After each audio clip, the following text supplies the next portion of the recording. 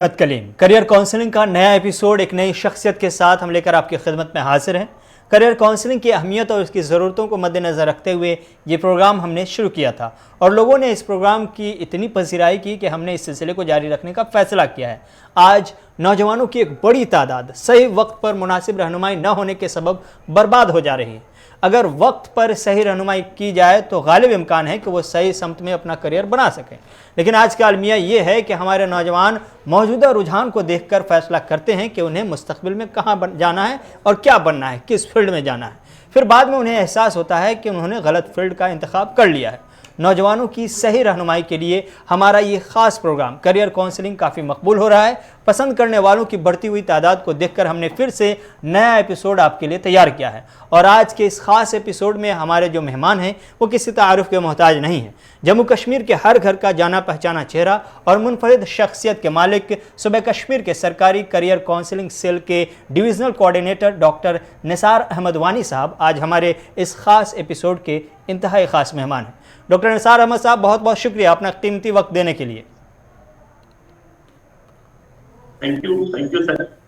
Doctor Nisar साहब, इससे पहले कि मैं आपसे करियर काउंसलिंग की अहमियत और इसकी ज़रूरत से मुतल्लिक़ सवालात पूछूं, एक सवाल जो हर नौजवान आज यही पूछ रहा है वो सवाल पूछ लेना ज़रूरी समझता हूं, और वो सवाल ये है कि क्या करियर बनाने का कोई शॉर्टकट फार्मूला है? पहले मैं गुलिस्तान न्यूज़ का तहे दिल से शुक्रिया अदा करता हूं कि आप लोगों ने एक प्लेटफॉर्म नौजवानों के लिए तैयार किया हुआ है, ताकि नौजवान जो है, आपने सही फरमाया कि ये लोग गलत रास्ते पे जा रहे हैं, जिनको गाइडेंस, करियर गाइडेंस का कोई प्रावधान अभी तक नहीं है जी। लेकिन मैं आपको ही शुक्रिया अदा करता हूं कि आपने एक प्लेटफॉर्म इन नौजवानों के लिए प्रोवाइड किया ताकि वक्त पे इनकी रहबरी की जाए। तो आपने जो फरमाया कि शॉर्टकट तरीका इसमें कोई होता नहीं है। बेसिकली इसमें एक प्रॉपर एक प्रोसीजर होता है, प्रॉपर एक प्रोसेस होती है, तो कोई शॉर्टकट तरीका इसमें नहीं अपनाना चाहिए। That is very much dangerous जी। आजकल के नौजवानों के आमतौर से नौजवान यही सवाल पूछते हैं कि वो चाहते हैं कि जल्द से जल्द जितना जल्दी हो सके वो करियर बना लें और आगे बढ़ें ज़्यादा से ज़्यादा जल्दी में। तो जल्दबाजी के दौर में, ख़ास तौर से जल्दबाजी में किस किस्म के नुकसानात का सामना करना पड़ सकता है नौजवानों को अपने करियर के हवाले से? राइट। बेसिकली हम लोग को करियर, जिस तरह हम अपनी बायोलॉजिकल अपनी बॉडी के तय हम लोग ये चाहते हैं कि हम अच्छे ड्रेसेस पहने, अच्छे जूते चप्पल पहने। में छोटी सी मतलब बेसिक लेवल की बात आपको बताने जा रहा हूँ, आपकी वसादत से सारे नौजवानों जी। तो हम लोग जिस तरह अपनी बॉडी को फैशनेट करने के लिए या अपने घर को संवारने के लिए या अपने रूम को संवारने के लिए बड़े सारे तदाबीर करते रहते हैं। ये वाली लाइट लगानी है, वो वाला कलर लगाना है, मकान की ये वाली गाड़ी होनी चाहिए। लेकिन मैं पेरेंट्स के साथ साथ नौजवानों को ये रिक्वेस्ट करता हूँ, अगर आप अपने मकान के बारे में, अगर आप अपनी पर्सनालिटी के बारे में इतने उत्साहित है कि हम अच्छे दिखे, तो हम लोग जो है करियर अब्रप्टली नहीं आ सकता है। It needs a process. इसमें भी एक प्रोसेस चाहिए होगा। पहले क्या करना है, हमें अपने आप को जानने की जरूरत है। पेरेंट से भी मेरी ये गुजारिश है कि हम अपने आप को, अपने बच्चों को पहचाने। वो इनको आजकल हमने हर एक डिस्ट्रिक्ट लेवल पे करियर काउंसलिंग सेल रखी हुई है, जहां पे बड़े एक्सपर्ट्स बैठे हैं। वो आपके बच्चे को देख सकते हैं। आजकल इतने टेस्ट आ चुके हैं, जैसे साइकोमेट्रिक टेस्ट वगैरह, वो 8th लेवल पे, 6th लेवल पे, 10th पास करके अपने बच्चे को बता सकता है ये बेस्ट किसमें आउटपुट दे सकता है। इसके लिए सबसे बेस्ट क्या है इसका करियर बनाने के लिए। तो हम लोग क्या करते हैं, अनफॉर्चुनेटली हमारी जो सोसाइटी है, हम लोग इन चीजों को प्रोफेशनली फॉलो नहीं करते। हम लोग कहते हैं कि चलो इन्होंने कॉमर्स लिया, इन्होंने बॉटनी, जोलॉजी, मेडिसिन, इंजीनियरिंग या प्रोफेसर बनना चाहता है, लेकिन विदाउट ये देखें कि इसमें फैकल्टेटिव कैपेसिटी किस किस्म की है, इसका स्पेसिफिक फैक्टर क्या है, क्योंकि हमें ऊपर वाले ने अलग अलग पैदा किया हुआ है। जो सब खासियतें आप में है वो मुझ में नहीं है, जो मुझ में है वो आप में नहीं है। ये एक चमन है, इसमें डिफरेंट किस्म के फूल बनाए हैं, डिफरेंट किस्म की खासियतें हर एक नौजवान में है। तो मेरी गुजारिश यही है आपकी चैनल के वसादत से कि हम पहचाने अपनी स्ट्रेंथ्स को, अपनी वीकनेसेस को, फिर हम जो स्ट्रेंथ हमारी होती है, जैसे कोई एक अच्छा ऑरेटर हो सकता है, जैसे कोई एक दूसरा एक राइटर हो सकता है, जी। तीसरा एक अच्छा पेंटिंग में हो सकता है, चौथा एक एक्टिंग में सबसे अच्छा हो सकता है, ठीक है। तो पहले अपने आप को, अपनी सलाहियतों को पहचानने की जरूरत है, और इसमें कौन लोग मदद करेंगे? आपके काउंसलर्स, आपके साइकोलॉजिस्ट, आपके कैरियर काउंसलर्स, उनके पास जाने की जरूरत है, उनसे सलाह मशवरे की जरूरत है। वो आपको अगर हो सके तो आजकल बेसिकली मैं brain behaviour research foundation of India का यहाँ स्टेट कोऑर्डिनेटर हूँ, J&K में, यूपी में मैं कोऑर्डिनेटर हूँ। तो हम लोग क्या करते हैं, हम लोग ब्रेन वेव्स के जरिए देखते हैं कि किस बच्चे में कौन सा रुझान है, कौन बच्चा बेस्ट किस में रहेगा, आर्ट्स में, मेडिकल में, इंजीनियरिंग में, कहाँ पे ये अच्छा फिट बैठ सकता है। लेकिन हमारी अनफॉर्चुनेटली, मैंने इसलिए आपका शुक्रिया अदा किया कि एक बहुत अच्छा प्लेटफॉर्म आपने बना दिया ताकि हम लोगों के पास रीच आउट हो सके। जी। तो मैं दूसरा ये है कि मैं डिविजनल कोऑर्डिनेटर हूँ कैरियर काउंसलिंग का, यहाँ पे साइकोलॉजिकल कम कैरियर काउंसलिंग। हमने हर एक कॉलेज में एक कैरियर सेंटर बनाया है जहाँ पे लोग अवेलेबल है, हमारे professors particularly from psychology field, वो बच्चों को अच्छे से, जम्मू कश्मीर की बात यह है, लद्दाख की बात यह है, वो अच्छे से उनको गाइड कर सकते हैं। तो मेरी गुजारिश यही रहेगी, कैरियर चूज करने से पहले, कोई एरिया चूज करने से पहले उन काउंसलर्स के पास जाने की बहुत ज्यादा जरूरत है, ताकि आपकी जो लाइफ है वो प्रॉस्पेरस हो, आपकी जो लाइफ हो वो बहुत ही अच्छी गुजरे, और आप सबसे बेस्ट सोसाइटी के लिए और अपने लिए दे सकें।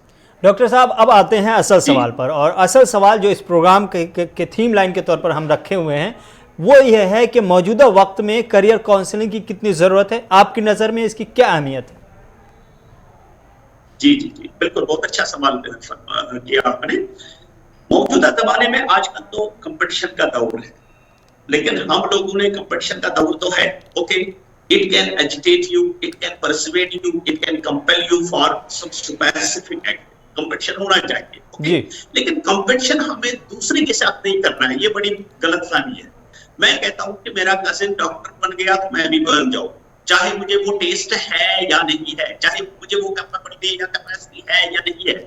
इसलिए आजकल के दौर में हमें सबसे ज्यादा यही बात है कि हम लोगों को कंसल्टेशन लेनी चाहिए, और कैरियर काउंसलिंग हम लोग रेंडमली, क्योंकि आपने ये सोसाइटी हमारी है, हमने देखे ना कितने बेरोजगार लोग हैं, कितने लोग ऐसे हैं। आपको मैं मेरे छोटे भाई, मैं आपको एक एग्जाम्पल देता हूँ। मैं दूरदर्शन में जाया करता था क्विज प्रोग्राम्स में, कई प्रोग्राम्स में, डिबेट्स वगैरह में, तो मुझे अपना एक रिलेटिव कहता था, यार मेरे को भी ले जाओ, वो ही DFO। तो मैंने कहा क्यों? वो कह रहा था कि मुझे खाने का बड़ा शौक है।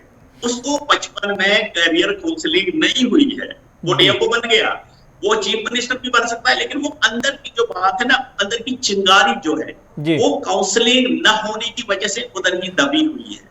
तो ये बड़ी आयरनी है, और इसलिए मैं नौजवानों से कहता हूं कि कैरियर काउंसलिंग उसी तरह है जिस तरह आप अपनी गाड़ी को, जिस तरह आप अपने सूट को, जिस तरह आप अपने डॉक्टर को, जब भी फिजियोलॉजिकली आप बीमार हो जाते हैं, जब भी आप फिजियोलॉजिकली, चाहे आपके म्यादे में, हेड में, टांग में कभी दर्द होता है, तो you straight way go to the doctor and get the treatment. लेकिन इसी तरह आप अपने खास स्ट्रेंथ्स को पहचानने के लिए, उनको रिकॉग्नाइज करने के लिए कैरियर काउंसलिंग अपनी करवाए, कैरियर काउंसलर के पास जाए।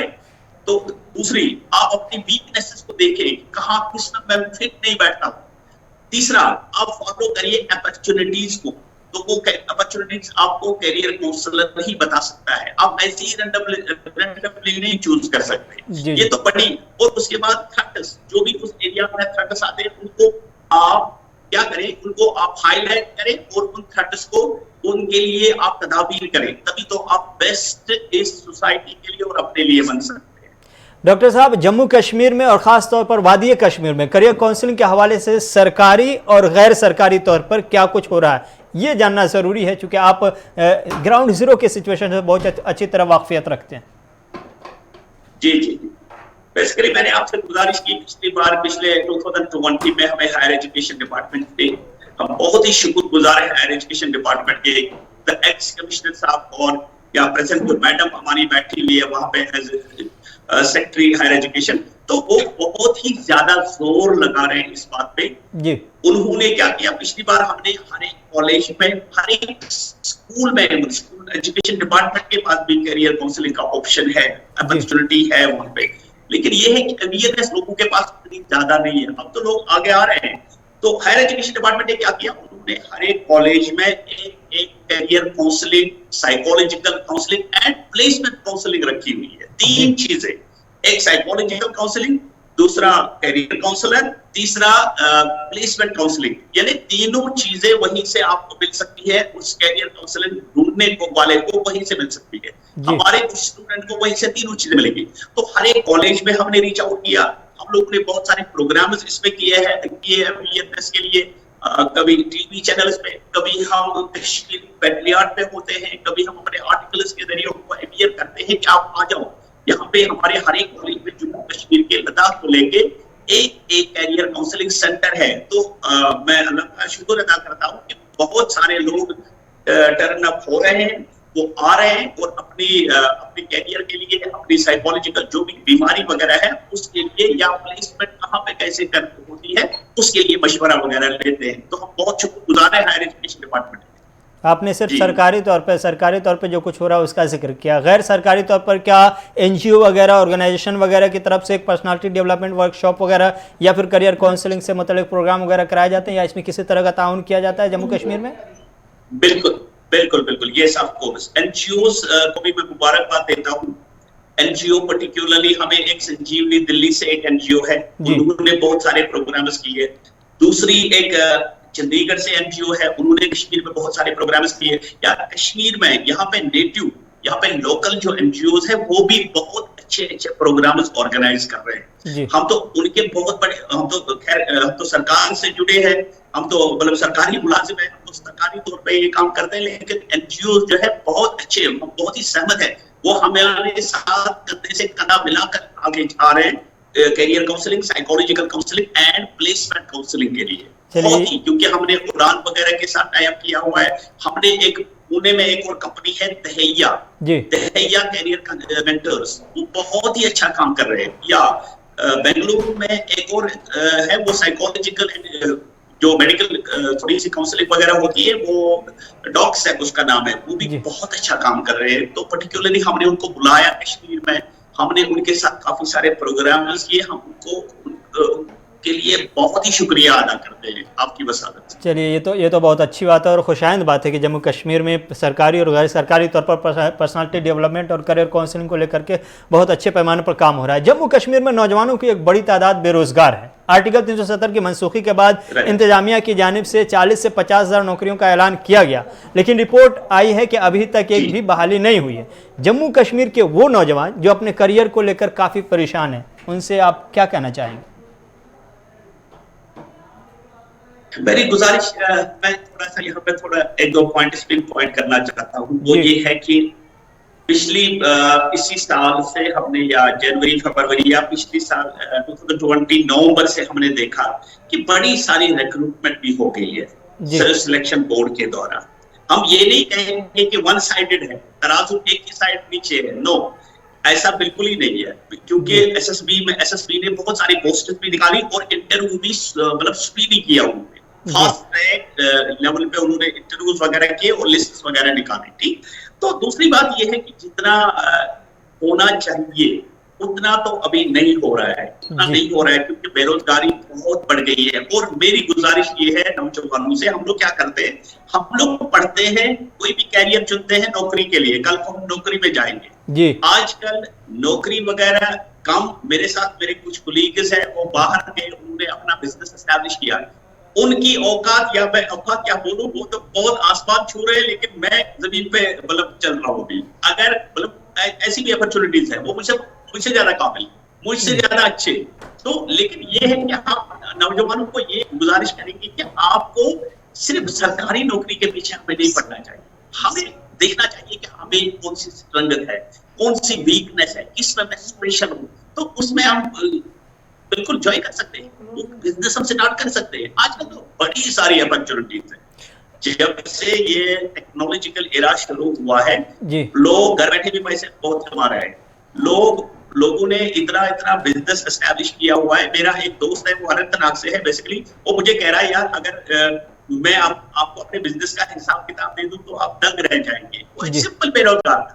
इसीलिए मेरी नौजवानों से गुजारिश है और सरकार से भी गुजारिश है कि अच्छे से मौके प्रोवाइड किए। Right man at the right place को रखा जाए, वो तो है ही है, पक्षपात माहौल है, लेकिन मोर पोस्ट्स को लाने की जरूरत है, मोर नौजवानों को रिक्रूट करने की बहुत ज्यादा जरूरत है, क्योंकि हमारे पास बहुत सारे, जैसे आप देख रहे हैं कि कॉलेज में कितने सारे कॉन्ट्रैक्चुअल काम कर रहे हैं, प्लस टू में कितने सारे कॉन्ट्रैक्चुअल काम कर रहे हैं, they are as good as any permanent one, permanent faculty member या हमसे ज्यादा, लेकिन उनके पास कोई अपॉर्चुनिटी वगैरह नहीं है। लोग, सरकार से मेरी गुजारिश यही है कि वो एक पॉलिसी मुरतब करे, एक पॉलिसी फ्रेम करे, ताकि उन नौजवानों को जो पढ़े लिखे हैं, जो कॉन्ट्रैक्ट पे 10,000, 12,000 या 20,000 पे काम कर रहे हैं, उनके लिए भी कुछ सोचे, क्योंकि वो भी हमारी सोसाइटी के हैं, चाहे जम्मू से, कश्मीर से, लद्दाख से और वेयर फ्रॉम दे आर, लेकिन उनके लिए, उनको कोई परेशानी हो रही है कि हम जो रोज रोज देखते हैं या उनके कहानियां सुनते हैं।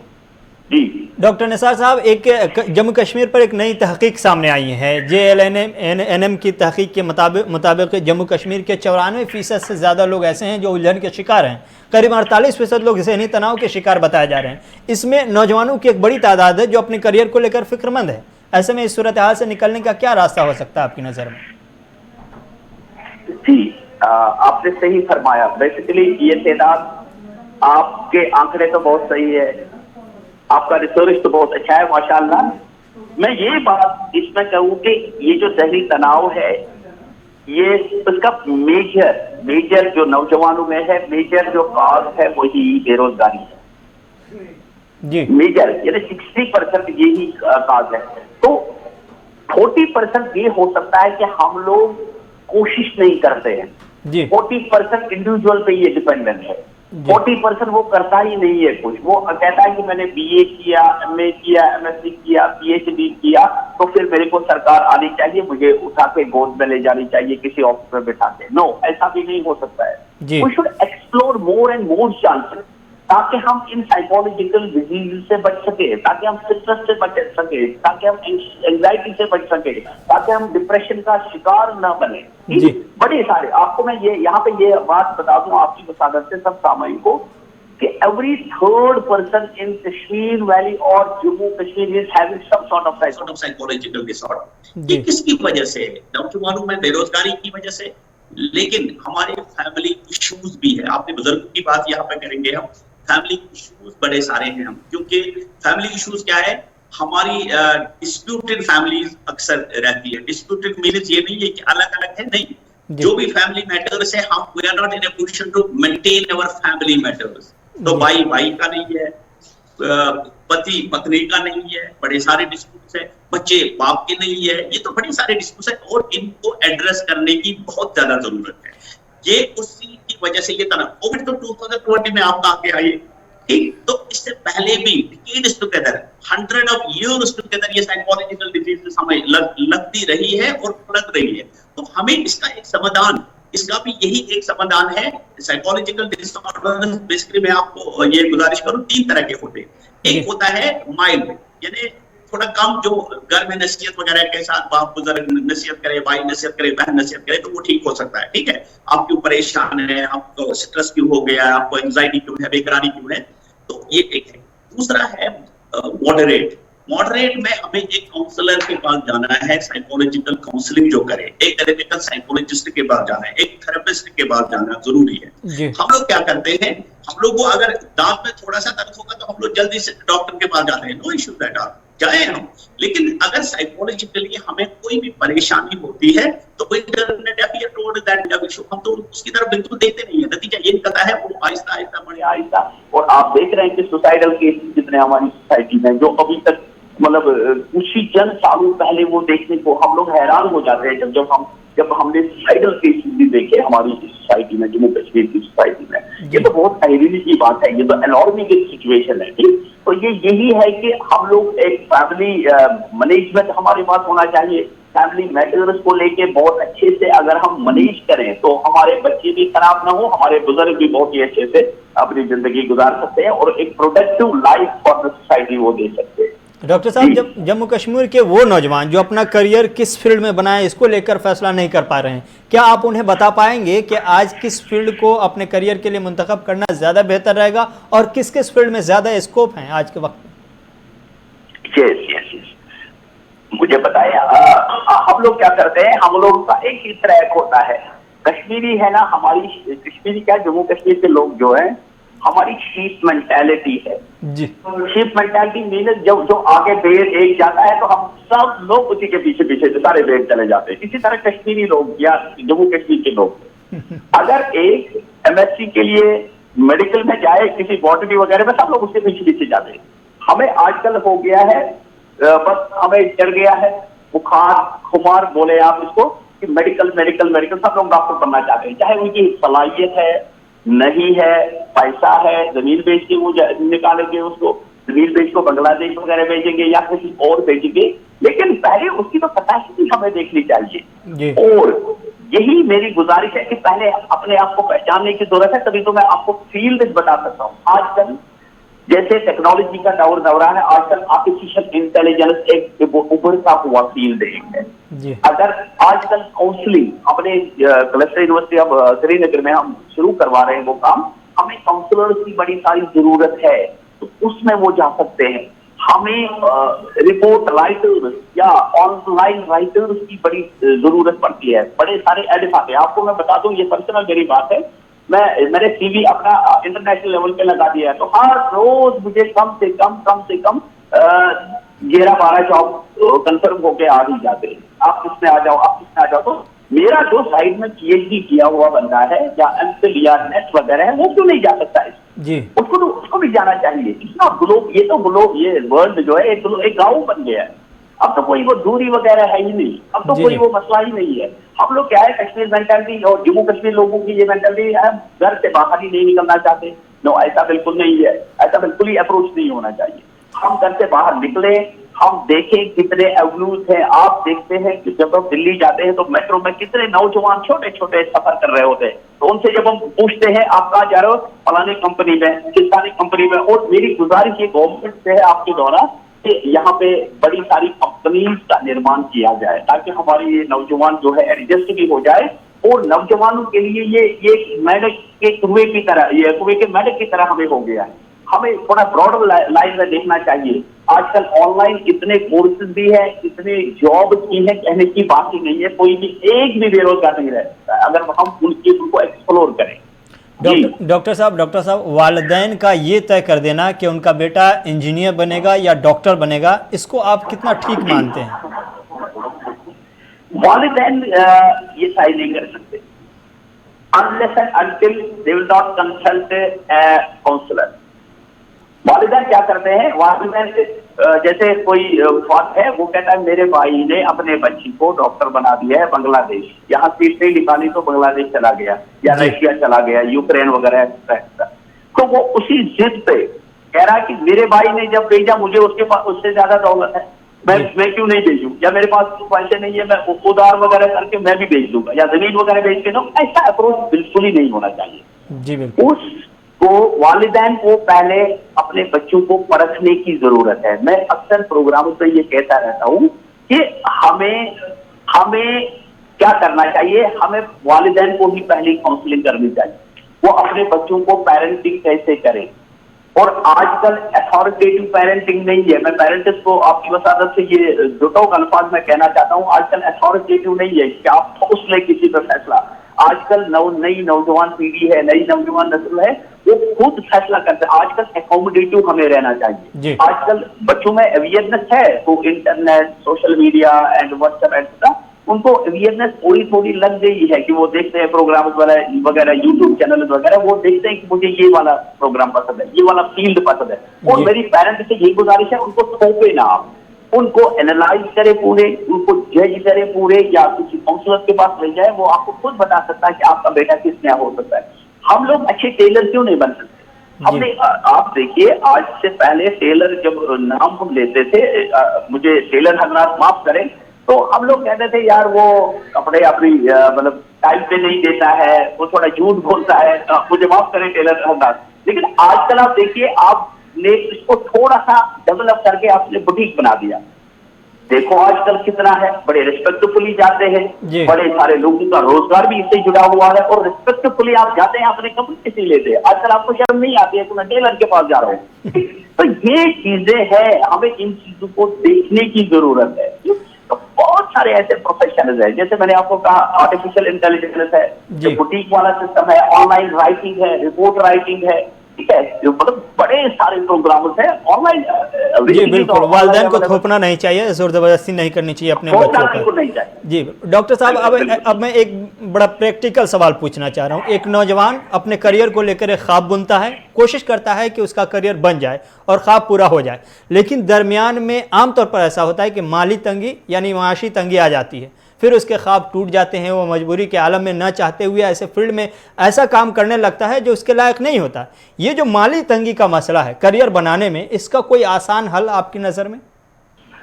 बिल्कुल है, गवर्नमेंट ने बड़े सारे इनिशिएटिव्स दिए हैं, वो स्कॉलरशिप देते हैं। आजकल आप एमफिल करेंगे तो आपको स्कॉलरशिप मिलेगी, आजकल आप पीएचडी करेंगे तो आपको स्कॉलरशिप, आप पीजी लेवल पे आपको स्कॉलरशिप मिलती है। इवन ऐसे कुछ स्कूल भी है जो टेस्ट करा के आपको स्कॉलरशिप देते हैं, उसमें कोई इतना नहीं है। लेकिन सबसे पहले ये मैड रेस नहीं होनी चाहिए कि मैं डॉक्टर के लायक नहीं हूँ, मैं इंजीनियर, मेरी कैपेसिटी नहीं है, लेकिन मेरे फादर मुझे बोलता नहीं आपको इंजीनियर बनना ही बनना है, आप क्या भी हो जाए। लेकिन उसको मुझे समझाना चाहिए नहीं, मेरी इंटरेस्ट लिटरेचर के साथ है, मेरी इंटरेस्ट प्रोफेसर बन जाऊं मैं, मेरी इंटरेस्ट मैं डॉक्टर बन जाऊं, आप मुझे इंजीनियर ना कम से कम बनाए, मुझे ना बनाए, मेरी कैपेबिलिटी है, कैपेसिटी वो अलाउ ही नहीं करती है, ठीक है, मेरा स्पेसिफिक सेक्टर वो अलाउ नहीं करता। और जब ये चीजें हम फॉलो करेंगे तभी तो माली कमजोरी जो है ना वो बहुत ही मतलब छोटी बात है, छोटी हर्डल है। जैसे मैंने आपको स्वॉट एनालिसिस के बारे में बता दिया, जैसे हम स्ट्रेंथ्स देखते हैं, हम वीकनेसेस देखते हैं, फिर अपॉर्चुनिटीज ढूंढते हैं, जब हम ये चीजें करते हैं फॉलो, या फिर सक्सेस देखते हैं, तो ये एक साथ है, ये भी की माली कमजोरी है। ठीक, इस चीज को गवर्नमेंट भी बड़ा सीरियसली ले रही है, या कई सारी ऑर्गेनाइजेशन भी जब स्कॉलरशिप वगैरह देती है, या यूनिवर्सिटी में जाए आप वो भी स्कॉलरशिप देते हैं, तो इसमें ये कोई बड़ी हर्डल है ही नहीं। डॉक्टर साहब, लेकिन एज पर हिज कैपेसिटी। जी डॉक्टर साहब, वक्त की किल्लत है, इसलिए हम आखिरी सवाल के साथ ही इंटरव्यू खत्म करेंगे। जम्मू कश्मीर में नौजवानों की एक बड़ी तादाद अपने करियर को लेकर तज़ब्ज़ुब के शिकार है, ऐसे नौजवानों के लिए आपका क्या पैगाम होगा माहिराना? मेरा ये पैगाम है कि हर एक नौजवान स्कूल लेवल से लेके एडोलेसेंस एज से लेके, यानी 10th आपने पास कर दिया, you just undergo for a psychometric, जी you just go for a consultation with a counselor, career counselor or psychological counselor, okay? दूसरी बात, फिर जो आपका टेस्ट है, जो आपका जुनून है, अपनी सलाहियत को ही अपना जुनून बनाए आप। जुनून आप बाहर से ना लाए, जुनून आप पेरेंट्स की नसीहत से ना लाए, जुनून आप कंपटीशन से ना लाए, no, that is harmful and disasters for you. जुनून उसी चीज को बनाए जिस चीज की आपकी capability and capacity and taste है। ये मेरी गुजारिश है आपकी वसादत से सारे जवानों को कि आप जुनून उसी चीज को बनाए। जैसे आप लिटरेचर में है, जाओ, आप कभी नाकाम नहीं होंगे। जैसे आपका मेडिकल फील्ड अच्छा लगता है और आपकी कैपेबिलिटी कैपेसिटी है, आपका टेस्ट है, तो आप उसमें जाओ, ठीक। वरना दो चीजें चुनो, हमें ऊपर वाले ने अपनी सलाहियत के साथ पैदा किया हुआ है। No person in this world, हर एक की अपनी इंटेलिजेंस, हर एक की अपनी सलाहियत है। पहले उस सलाहियत को जानो और तभी वो, आपने सही फरमाया, जुनून बनाओ, तो आप कामयाब हो सकते हैं। डॉक्टर निसार साहब, बहुत बहुत शुक्रिया आपका कीमती वक्त देने के लिए। हम उम्मीद करते हैं कि आपकी तरफ से पेश किए गए माहिराना मशवरे उन तमाम नौजवानों के ज़ख्मों पर मरहम का काम करेंगे जो करियर को लेकर दर्द से करह रहे हैं और बेचैनी के आलम में रात गुजार रहे हैं। हमें यह भी उम्मीद है कि जम्मू कश्मीर इंतजामिया वहाँ के नौजवानों के करियर को लेकर मज़ीद संजीदगी का मुजाहरा करेगी और रोज़ाना जो नौजवान जगह जगह नौकरियों के लिए इंतजामिया के खिलाफ एहतजाज मुजाहरा कर रहे हैं या जो खामोश एहतजाज कर रहे हैं, उनकी खामोशी के चीखों पुकार को समझेगी और उनके मुस्तकबिल को लेकर जल्द कोई मुनासिब फैसला करेगी, इक़दामात करेगी। नाज़रीन, इसी के साथ इस हफ्ते का ये ख़ास एपिसोड जो करियर काउंसलिंग पर मुश्तमिल है अब ख़त्म हुआ चाहता है। अपने मेज़बान रहमत कलीम को इजाज़त दीजिए, इस उम्मीद के साथ कि आपको ये प्रोग्राम कैसा लगा हमें कमेंट कर आप बताएंगे। फेसबुक और यूट्यूब पर आप अपनी राय और कमेंट इस प्रोग्राम के ज़रिए हम तक आप पहुँचा सकते हैं और अपने तासुरात भी पेश कर सकते हैं। दीजिए इजाज़त, अल्लाह हाफिज़।